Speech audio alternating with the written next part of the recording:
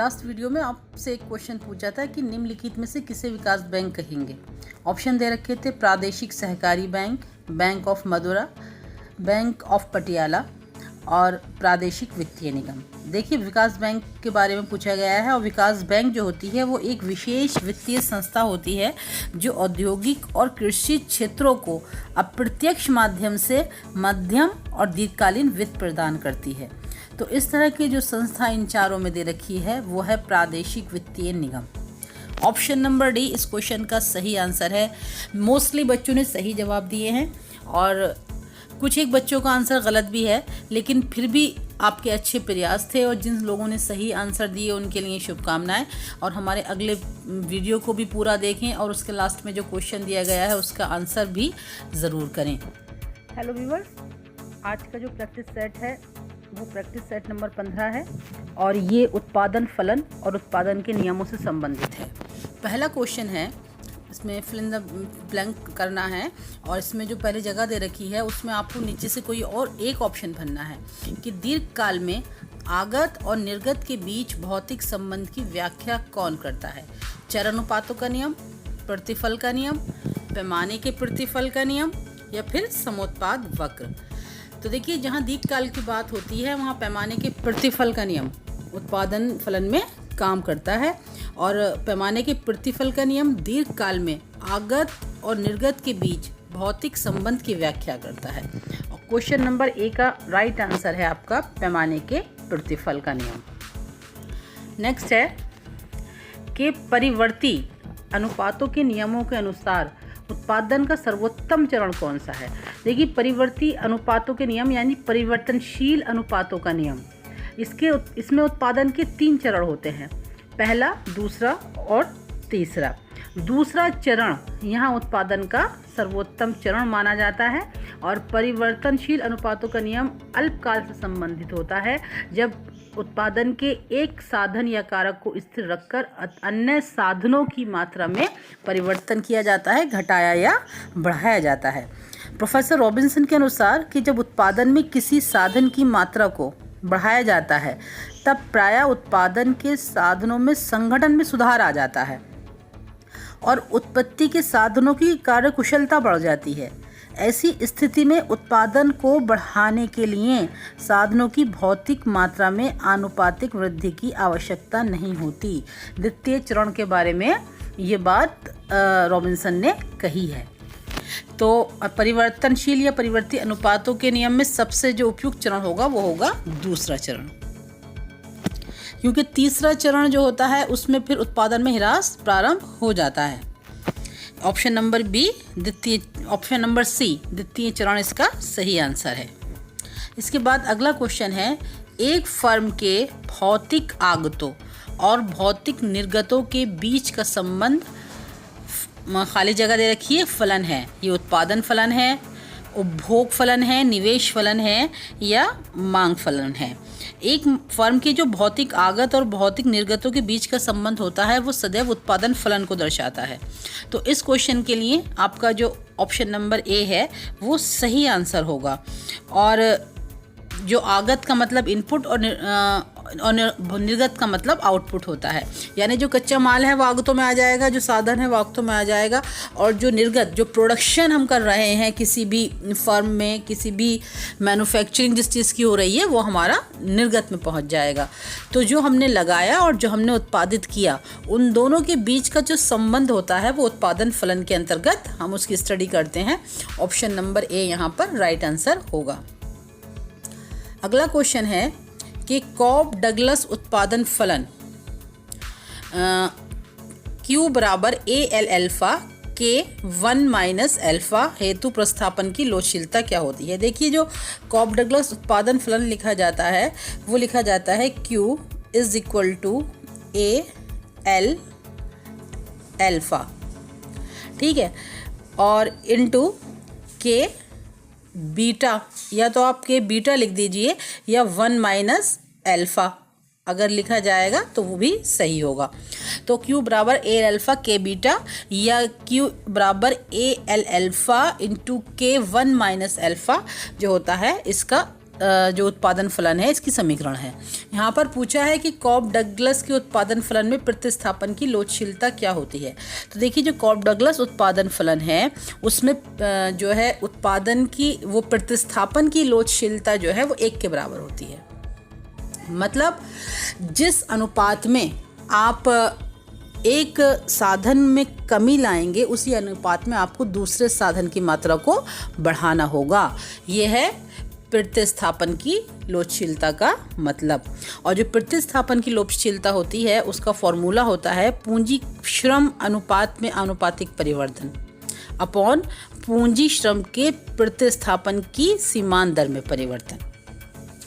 तो यहाँ पर जो है ऑप्शन नंबर सी आपका राइट आंसर है। इसके बाद अगला क्वेश्चन है, क्वेश्चन नंबर 5 है कि घटकों के ह्रासमान प्रतिफल का नियम प्रासंगिक है लघु अवधि में, बाजार अवधि में, दीर्घ अवधि में या इनमें से कोई नहीं। देखिए जो ह्रासमान प्रतिफल का नियम है परिवर्तनशील अनुपातों के नियम से संबंधित है और परिवर्तनशील अनुपातों का जो नियम है वो सदैव अल्पकाल में लागू होगा। तो यहाँ पर आपका राइट ऑप्शन जो होगा वो लघु अवधि होगा। अगर अल्पकाल दे रखा है तो आप अल्पकाल को टिक करेंगे, अदरवाइज लघु अवधि को यहाँ पर हम टिक करेंगे। अगला क्वेश्चन है कि कॉब डगलस उत्पादन फलन में किस प्रकार के परिवर्तनशील अनुपातों के नियमों को प्रदर्शित किया जाता है। बात चल रही है कॉब डगलस उत्पादन फलन। देखिए कॉब डगलस जो है ये 2 अर्थशास्त्री थे, कॉब और डगलस। ये 2 अलग अलग व्यक्तियों के नाम हैं जिन्होंने अपना जो प्रोडक्शन फंक्शन दिया तो एक संयुक्त रूप से दिया और अमेरिका के विनिर्माण उद्योग पर जो प्रैक्टिकली उसको लागू करके दिखाया। तो क्योंकि 2 व्यक्ति थे कॉब और डगलस, उन्होंने संयुक्त रूप से इस उत्पादन फलन को विकसित किया, इसलिए इस उत्पादन फलन को हम कॉब डगलस उत्पादन फलन के नाम से जानते हैं। और कॉब डगलस उत्पादन फलन क्या होता है?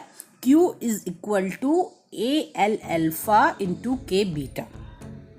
तो यहाँ पर क्वेश्चन है कि ये जो नीचे ऑप्शन दे रखे हैं वृद्धिमान प्रतिफल, स्थिर प्रतिफल और ह्रासमान प्रतिफल, इनमें से जो कॉब डगलस उत्पादन फलन है वो किस प्रकार के परिवर्तनशील अनुपात नियम को प्रदर्शित करेगा। तो देखिए कॉब डगलस का उत्पादन फलन एक स्थिर प्रतिफल के नियम को सदैव प्रदर्शित करता है और यहाँ पर जो है आपका option number B right answer होगा। इसके बाद अगला क्वेश्चन है कि कॉब डगलस उत्पादन फलन ये दिया हुआ है Q is equal to 1.8 L की पावर 0.4 और फिर दूसरा है इन K की पावर जो है वो 0.6 है। यानी ये साइन तो टाइपिंग में आ गए हैं लेकिन इसको आप ऐसे देख लीजिए Q is equal to 1.8 L की पावर 0.4 और जो K है उसकी पावर 0.6 ये है। जब कॉब डगलस उत्पादन फलन जो है वो इस तरीके से दिया हो तो पैमाने के प्रतिफल क्या होंगे। देखिए जो कॉब डगलस उत्पादन फलन है वो यूलर का जो प्रमेय है alpha plus beta is equal to 1, Euler का प्रमेय है एक alpha plus beta is equal to 1, इस पर आधारित है। और जो कॉब डगलस का उत्पादन फलन है वो है L, उसको आप ऐसे भी लिख सकते हैं Q बराबर L अल्फा, Q बराबर जो L है उसको आप अल्फा की पर पावर चढ़ा सकते हैं और जो बीटा है या K है इस पर आप बीटा की पावर चढ़ा सकते हैं। L फॉर लेबर होता है और K फॉर कैपिटल होता है। तो जब आप इन दोनों जो पावर्स हैं इसको और इसको जोड़ेंगे तो आपका आ जाएगा आंसर 1। 0.4 प्लस 0.1 जब आप करेंगे तो आपका 1 आपको प्राप्त होगा और यहाँ पर आंसर भी आपका 1 होगा। यूलर का प्रमेय है alpha plus beta is equal to 1। Alpha कहाँ है? L की पावर अल्फा होती है और K की पावर बीटा होती है।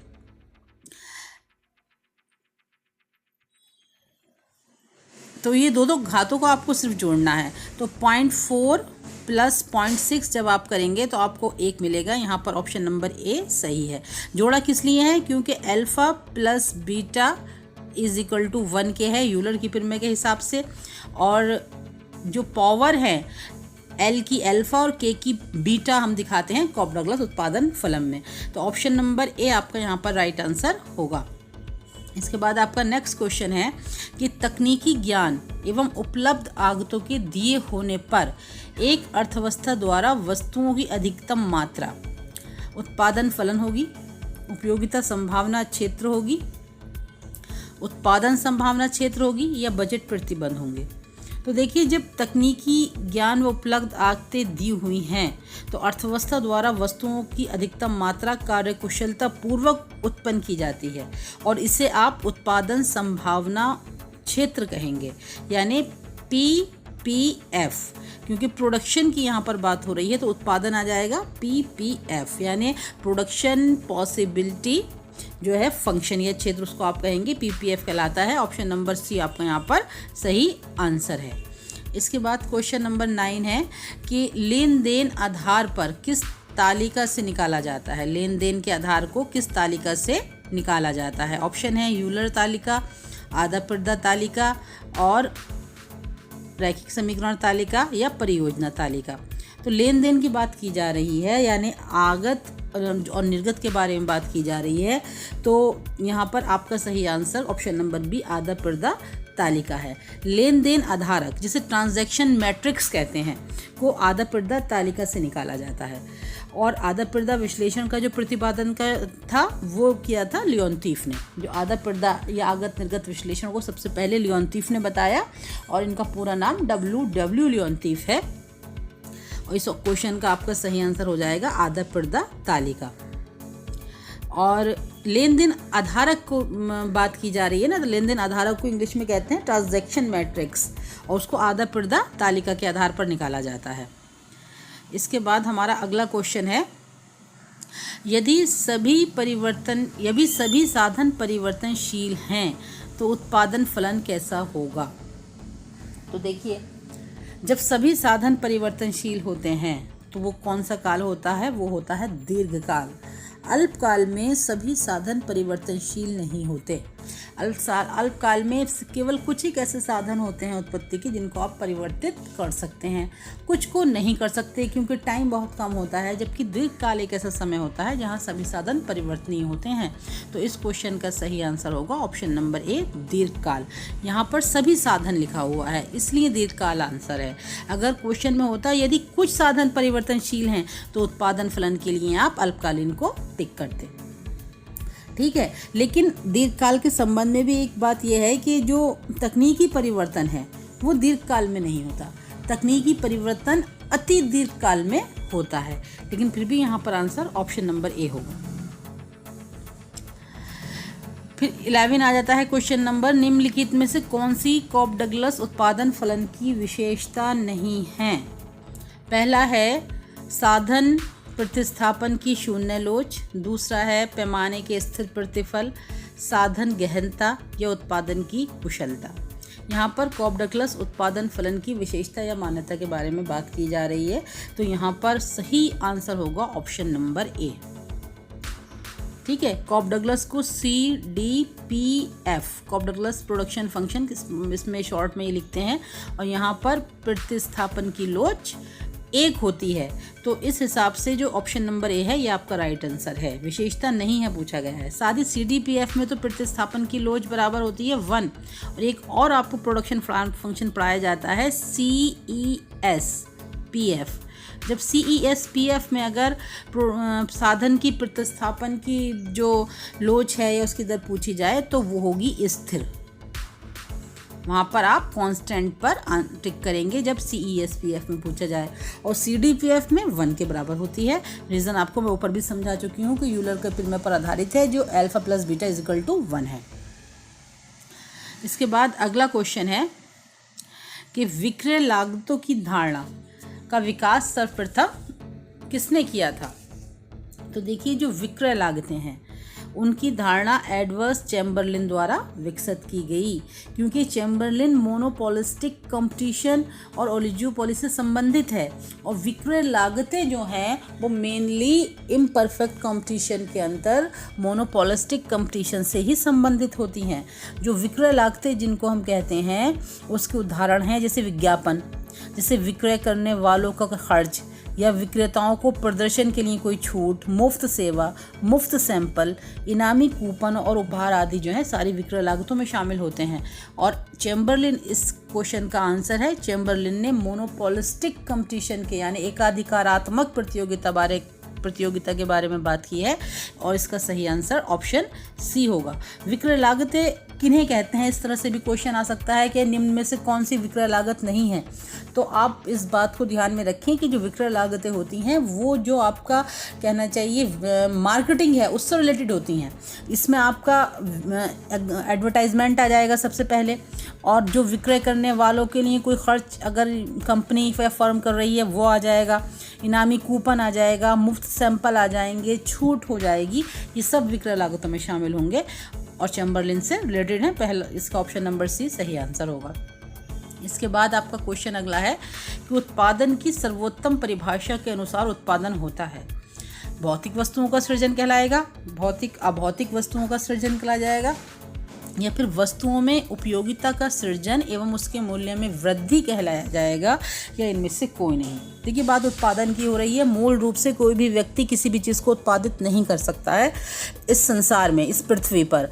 जिसको हम उत्पादन कहते हैं वो जो मूल मैटर है, जो प्रकृति की तरफ से प्रदत्त उपहार है, उनके जो गुण हैं उनको परिवर्तित करके या उनकी उपयोगिता में वृद्धि कर दी जाए, उसी को हम उत्पादन कहते हैं। यहाँ पर ऑप्शन नंबर सी सही है।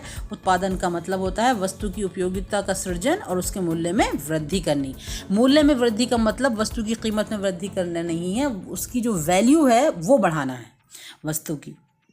इसके बाद अगला क्वेश्चन है कि उत्पादन फलन का सीधा संबंध होता है। बहुत ही सिंपल और ईजी क्वेश्चन है। उत्पादन फलन का जो सीधा संबंध है वो उत्पादन के साधनों से होता है।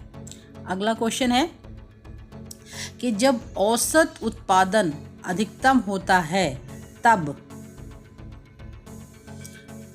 परिवर्तनशील अनुपातों के नियम से ये संबंधित है। जब औसत उत्पादन अधिकतम होता है तब सीमांत उत्पाद बढ़ेगा, कुल उत्पाद गिरेगा, औसत उत्पाद सीमांत उत्पादन के बराबर हो जाएगा या सीमांत उत्पादन ऋणात्मक हो जाएगा।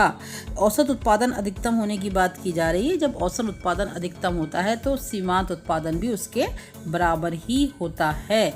ये आप डायग्राम के माध्यम से देख सकते हैं। आपने इस तरह का डायग्राम देखा होगा। एक तो ऊपर बना देते हैं जिस पर आपको जो है टोटल प्रोडक्शन दिखाते हैं, और इसके सेम पैरेलल एक नीचे डायग्राम और बना होता है जिस पर आप जो है क्या दिखाते हैं, आप उस पर मार्जिनल प्रोडक्शन और एवरेज प्रोडक्शन दिखाते हैं। तो एवरेज प्रोडक्शन तो ये चला जाता है और जो मार्जिनल प्रोडक्शन होता है वो ऐसे आ जाता है। तो जब ये एवरेज प्रोडक्शन है, AP है ये ऊपर वाला, और जो लाइन को नीचे एक्स एक्सिस को क्रॉस करेगा वो MP होगा। तो AP यहाँ पर मैक्सिमम है, इस समय पर सीमांत उत्पादन भी इसके बराबर होता है। तो ऑप्शन नंबर सी आपका यहाँ पर राइट आंसर होगा। इसके बाद आप और देखें कि परिवर्तनशील अनुपातों का नियम दर्शाता है। जो परिवर्तनशील अनुपातों का नियम है वो दर्शाता है, क्या दर्शाता है? स्थिर प्रतिफल दर्शाता है, बढ़ता प्रतिफल दर्शाता है, या फिर घटता प्रतिफल दर्शाता है। तो देखिए जो इस परिवर्तनशील अनुपातों के नियम में ये तीनों दशाएं आती हैं। सबसे पहले जब प्रोडक्शन की शुरुआत होती है तो बढ़ता प्रतिफल फर्स्ट स्टेज हो जाती है, और सेकंड स्टेज हो जाती है स्थिर, और तीसरा हो जाता है घटता प्रतिफल। तो यहाँ पर जो है उपयुक्त सभी सही हैं। परिवर्तनशील अनुपातों के नियम में ये तीनों प्रतिफल आपको प्राप्त होते हैं। इसके बाद अगला क्वेश्चन है, दुर्लभता एक दशा है जो विद्यमान होगी जब। तो देखिए जब दुर्लभता का मतलब स्कार्सिटी होता है, कमी है ना, तो वस्तुओं की मांग स्थिर रहती है, उत्पाद के लिए मांग अधिक रहती है, एक उत्पाद की संपूर्ण मांग को पूरा करने हेतु संसाधन पर्याप्त मात्रा में उपलब्ध नहीं होते। तो देखिए जो कमी है वो तभी होगी जब किसी उत्पादन की कोई मांग हो रही है, उस उत्पादन को पूरा करने के लिए हमारे पास साधन नहीं है, कच्चा माल नहीं है। तो ऑप्शन नंबर सी इस क्वेश्चन का आपका राइट आंसर है। हमारा अगला है कि क्वेश्चन नंबर 18 है कि एजवर्थ उत्पादन बक्से में एकमात्र संभव साम्यता स्थितियां वहां होंगी जहां समोत्पाद वक्र एक दूसरे को काटते हैं, एक दूसरे को स्पर्श करते हैं, कटक रेखा के बाहर एक दूसरे को काटते हैं। समुत्पाद वक्र एक दूसरे के समांतर होते हैं। तो देखिए, एजवर्थ उत्पादन बॉक्स में एकमात्र संभव साम्यावस्था वहाँ होती है जहाँ समुत्पाद वक्र एक दूसरे के टेंजेंट होते हैं, अर्थात स्पर्शी होते हैं। क्योंकि सामान्य संतुलन की शर्त यह होती है कि प्रत्येक उद्योग में आगत यानी कि जो इनपुट्स हैं, वो चाहे श्रम हो या पूंजी के माध्यम से जो स्थानापन्नता की सीमांत दर है वो समान होना आवश्यक है। एजवर्थ बॉक्स कुछ इस टाइप से आप लोग बनाते हैं। ये बीच में संविदा वक्र होता है और ये हो गया IQY और IQX, IQY IQX, जहाँ पर ये X और Y दोनों इन जो वक्र हैं, समुत्पाद वक्र यानी आइसोकोएंट कर्व्स हैं, तो ये स्पर्श करेंगे एक दूसरे को, वहीं पर साम्यावस्था होगी। देखिए, जो मान्यताएं उपभोक्ता के लिए इंडिफरेंस कर्व्स की होती हैं वही तकरीबन मान्यताएं एक उत्पादक के लिए आइसोकोएंट कर्व्स की होती हैं। तो आइसोकोएंट कर्व्स हो या इंडिफरेंस कर्व्स हों, इनकी साम्यावस्था वहीं होती है जहाँ पर ये स्पर्श करते हैं, टेंजेंट होते हैं किसी दूसरी रेखा के। ठीक है, तो यहाँ पर ऑप्शन नंबर बी जो है आपका राइट आंसर है। इसके बाद जो हमारा अगला क्वेश्चन है वो है कि परिवर्तनशील अनुपातों के नियम के बारे में निम्नलिखित कथनों पर विचार कीजिए। आगत अनुपात अपरिवर्तित रहता है। अंततः परिवर्तनशील आगत की सीमांत और औसत उत्पादकता ऋणात्मक हो जाती है। निर्गत पर तकनीकी परिवर्तन का प्रभाव दृष्टिगोचर होता है। कूट के माध्यम से आपको आंसर देना है कि परिवर्तनशील अनुपातों के नियम के बारे में कौन सा इसमें सही है। तो देखिए, यहाँ पर ऑप्शन नंबर सी जो है वो आपका राइट आंसर होगा कि इन दोनों में से कोई सा भी सही नहीं है। परिवर्तनशील अनुपातों की जो मान्यताएं हैं वो हैं कि उत्पादन फलन का संबंध किसी निश्चित समय अवधि से होता है। साथ ही साथ उत्पादन फलन की सभी साधन अल्पकाल में परिवर्तित नहीं किए जा सकते। दीर्घकाल में उत्पादन के सभी साधन परिवर्तनशील हो जाते हैं। तकनीकी जो है वो तटस्थ रहती है। यहाँ पर तकनीकी परिवर्तन का प्रभाव दृष्टिगोचर होता है, ये गलत है। और एक आखिरी मान्यता जो है कि उत्पत्ति साधनों की छोटी छोटी इकाइयों में विभाजित किया जा सकता है। तो उपयुक्त कथनों पे से इन मान्यताओं पर कोई सा भी खरा नहीं उतरता है। तो ठीक है, तो यहाँ पर जो है आपका ऑप्शन नंबर सी सही आंसर है। जितने भी इस तरह के क्वेश्चंस आते हैं, चाहे वो परिवर्तनशील अनुपात के नियम से संबंधित हो, आइसोकोएंट कर्व से, इंडिफरेंस कर्व से, या माइक्रो मैक्रो का कोई सा भी टॉपिक हो, तो इन सभी क्वेश्चनों को सही रूप से हल करने के लिए ज़रूरी है कि आपको संबंधित नियम की मान्यताएं याद होनी चाहिए। तो ये बहुत ज़रूरी है। माइक्रो और मैक्रो, जहाँ से एक बहुत बड़े पार्ट क्वेश्चन पीजीटी और टीजीटी में पूछा जाता है, जितने नियम दे रखे हैं, गुणक हो गया, त्वरक हो गया, रोजगार के सिद्धांत हो गए, वितरण के सिद्धांत हो गए, उनकी मान्यताओं को आप एक बार पढ़ लें। इसके बाद अगला क्वेश्चन है कि उत्पादन का आर्थिक क्षेत्र कौन सा होता है। ऑप्शन है आपका कि सभी समोत्पाद वक्रों के धनात्मक ढाल वाले क्षेत्र, सभी समोत्पाद वक्रों के मध्य भाग, सभी समोत्पाद वक्रों के उच्च बिंदु, ये सभी समोत्पाद वक्रों के ऋणात्मक ढाल वाले भाग। तो देखिए, यहाँ पर ऑप्शन डी आपका राइट आंसर होगा। सभी समोत्पाद वक्रों के ऋणात्मक ढाल वाले भाग जो हैं वो आर्थिक क्षेत्र कहलाते हैं। समोत्पाद वक्रों की विशेषताएं बिल्कुल तटस्थ वक्रों की विशेषताओं से मिले जुले होते हैं। देखिए, समोत्पाद वक्र अगर आप देखेंगे तो वो ये शेप लिए हुए होते हैं। ये मूल बिंदु की ओर हमेशा इनका जो ओरिजिन है, ये मूल बिंदु है, इसकी तरफ जो है ये उन्नतोत्तर होंगे हमेशा। और जो ऊंचा समोत्पाद वक्र है, जैसे ये आइसोकोएंट 1 अगर आप इसे लिख दें और इसे आइसोकोएंट 2 लिख दें, तो जो ऊंचा है वो ज़्यादा उत्पादन के स्तर को दिखाएगा, और एक समोत्पाद वक्र के जितने भी बिंदु हैं वो समान उत्पादन के स्तर को दिखाएंगे। तो समोत्पाद वक्र का आर्थिक क्षेत्र वो होगा जहाँ पर जो उत्पादक है उसके लिए उत्पादन करना बेहतर होगा, लाभकारी होगा, तो वो ऋणात्मक ढाल वाला भाग होगा। ऑप्शन नंबर डी आपका यहाँ पर सही आंसर है। इसके बाद जो अगला क्वेश्चन है वो आप लोगों के लिए है। इस क्वेश्चन का आंसर आप कमेंट के माध्यम से बताएं कि उत्पादन में अपूर्ण विशिष्टीकरण होता है जब देश के सम्मुख होती है स्थिर अवसर लागत, गिरती अवसर लागत, बढ़ती हुई अवसर लागत या फिर है अनिश्चित अवसर लागत। सबसे पहले तो आपको ये क्लियर होना चाहिए कि अवसर लागत क्या होता है। तो अवसर लागत का मतलब होता है कि जिस काम को आप कर रहे हैं उन्हीं साधनों से आप कुछ और भी कर सकते थे। तो जिस चीज़ का प्रोडक्शन आपने करना छोड़ा और जिस चीज़ का आप प्रोडक्शन कर रहे हैं, तो जो प्रोडक्शन हो रहा है उसकी अवसर लागत वो प्रोडक्शन होगा जो आपने नहीं किया। तो इस आधार पर जो है आप इस क्वेश्चन का आंसर दें और कमेंट करके हमें बताएं। Thank you.